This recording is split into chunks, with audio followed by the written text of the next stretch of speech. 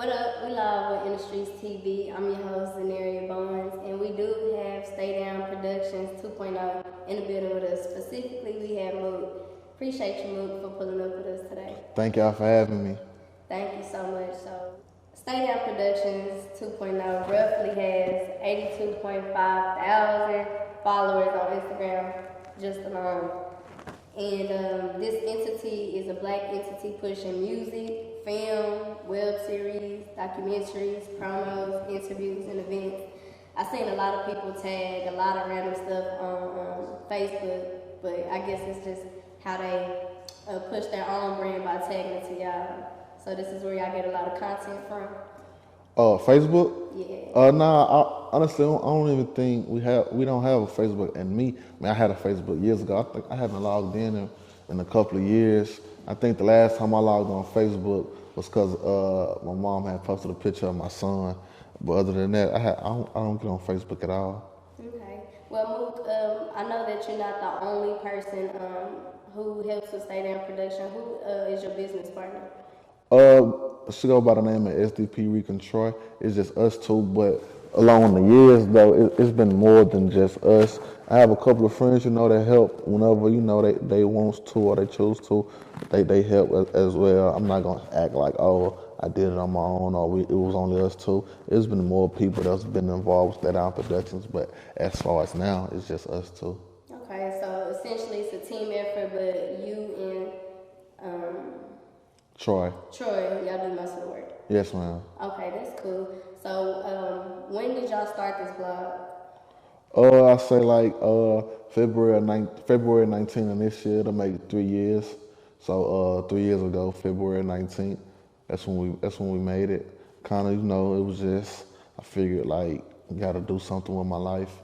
And I was kind of like on my personal page on Instagram, I used to always post different people. Then my page was always full of just different people, different businesses and stuff like that. And people used to tell me like they get a lot of followers, or like this one person, she made food or whatever. And I posted, everybody was like, where you get the food from? She got like 100-something followers or whatever. And I'm thinking like, dang, I wonder how much money she gonna make off that. And I'm like, I gotta find a way for me to make money from it myself. And that's when I came up with the page. It was called Stay Down Promotions at first. And I didn't really like the promotions part. I feel like everybody call themselves like a promo team or whatever. So I just changed it to Stay Down Productions, and that's what it was. Then our page had got deleted. So that's where the 2.0 come in at. Okay, I'm glad you told me that. I was wondering about that with the 2.0. I was like, maybe it's bigger and better. Yeah, our page had got deleted, and I was trying like for the longest to get the original name, but we wouldn't, because our page is deactivated now, so it no longer exists, but they still won't allow us to get the name back. Okay, well, congratulations to y'all, because for y'all to be running for 3 years, y'all doing good. A lot of people know about y'all. Y'all got a lot of views. Y'all got a lot of people tapping in on YouTube as well. So I see that most of the artists are pretty connected and find their way to A-Red Studios. How does that connect? What does that connection look like with Stay Down Productions?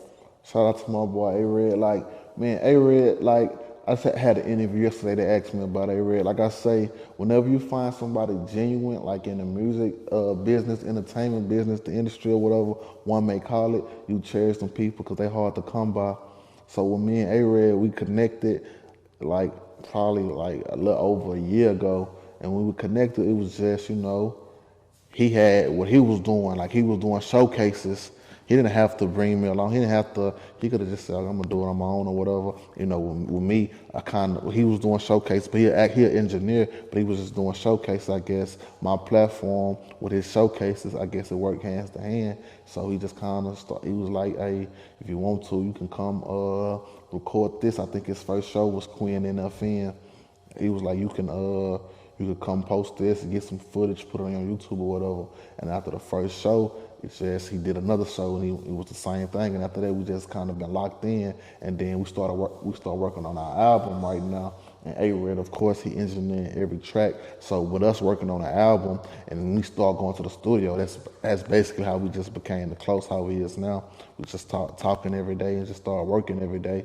Because when I get a session from them, it's probably like 6 hours. So when you see somebody for like 6, sometimes it probably be a 12-hour session. So when you sitting with somebody for like 6, 12 hours, it's a lot of ideas being discussed, a lot of business being handled, a lot of jokes being made. So we just became close like that. And then, we started, he record the artist, I promote the artist, and we just started doing like that. I'm not gonna say too much, but me and A-Red gonna make a bunch of millions together. We're gonna make a bunch of millionaires together. That's dope. So essentially, our relationship has grown from the bottom. Yeah, that's my boy now. Like for real, I got love for A-Red. That's what's up. So can you tell me a little bit of what their process looks like? I know you said it's mainly 2 people, but then there's people that come in and help from time to time. What does their process look like from when you started versus where you are today? To be honest, it's like honestly, I feel like it's almost the same at how it was in the beginning. Now I feel like we got a long ways to go. Like people look at it and be like, "Oh, y'all got 82,000 followers. Y'all big. Y'all this. Y'all that." Me, how I look at it, cause like I'm a competitor.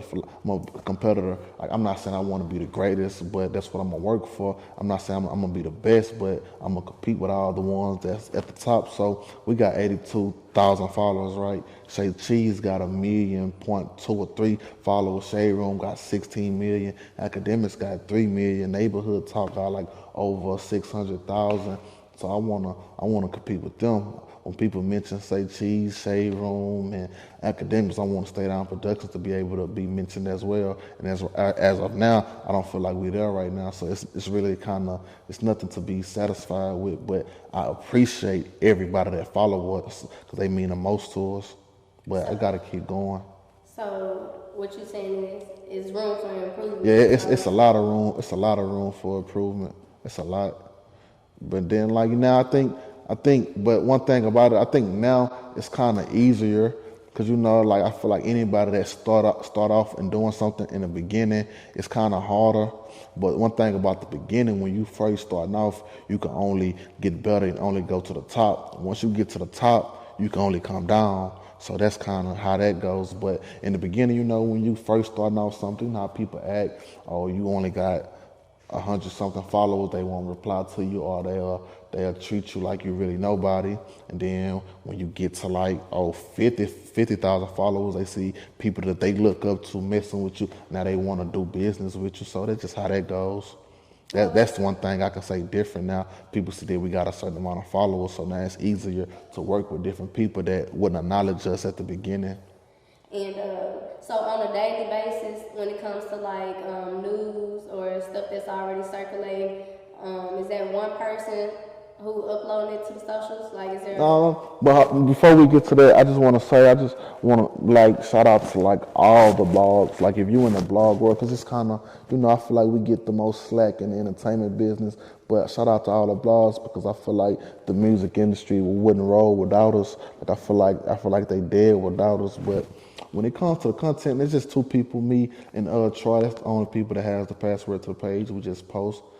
Whether it's her, I think her posts be more like it look better. Like I feel like if people just sitting back and wondering, like anybody that know, like that's familiar with us or familiar with the page, they know when I'm posting and they know when somebody else is posting. Like you can tell the difference, but it's just us 2.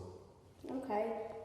So let's tap in a little bit about the YouTube. So y'all have a big following on YouTube,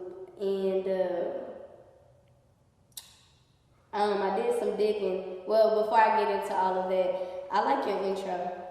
The baby girl on your intro. Yeah, that's my uncle daughter. Yeah, I think. See, at first it was like it had like a lot of different people saying it, but it was so long. Like the intro is basically, just give them a little taste or whatever. You don't want to have no 3-minute intro. It's gonna bore them before they even get to the interview. So I just cut it down to her. Yeah, that's my uncle daughter. Shout out to her. Whenever we get paid, I'm gonna make sure she get a nice percentage. I like that. When I first seen her She actually put me. I'm like, oh, baby girl, on here now. I'll tap in some more. I'm okay. So I did some digging. There was recently 2 ciphers, both produced about a month ago. So with these ciphers, is that something that y'all want to continue on a consistent basis? Yeah, I feel like as far as our ciphers, I feel like that's gonna be like the money maker with Stay Down Productions. Besides us, doing other things, but I feel like the ciphers, that's when we, highlight the people that's doing good with their work. At first, we was doing a lot like this, so it was like you get in a cipher, you get in a cipher, you get in a cipher, you get in a cipher. Kind of had to stop that because it started taking away like the excitement from them.